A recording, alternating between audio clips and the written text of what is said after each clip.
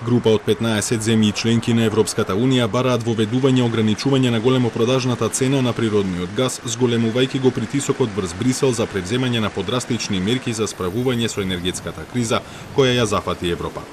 Во писмото испратено до комесарката за енергетика Кадри Симпсон, земјите велат дека очекуваат конкретен одговор веќе на следниот состанок на министрите за енергетика на Унијата, кој ќе се одржи во петок.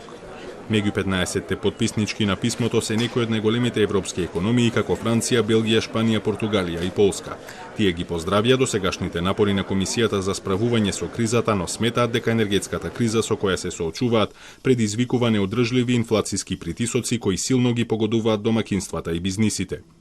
Ограничувањето на цените кое го бараат се поголем број земји членки е единствената мерка што ќе й помогне на секоја земја да го ублажи инфлацијскиот притисок, да управува со очекувањата и да обезбеди рамка во случај на потенцијални нарушувања на снабдувањето и да ги ограничи дополнителните профити на секторот.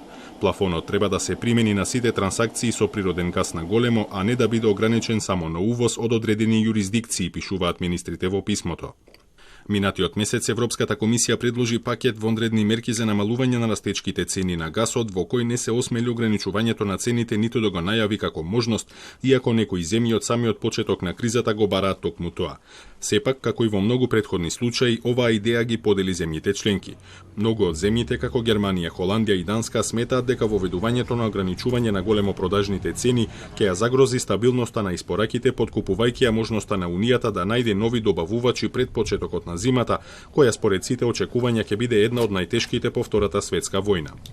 Европската комисија минатиот месец предложи укинување на дел од даноците на профит за енергетските компании и мерки за намалување на потрошувачката. Сепак 15-те земји членки започнале преговори со цел нивните предлози да добијат зелено светло веќе на состанокот на министрите за енергетика овој петок.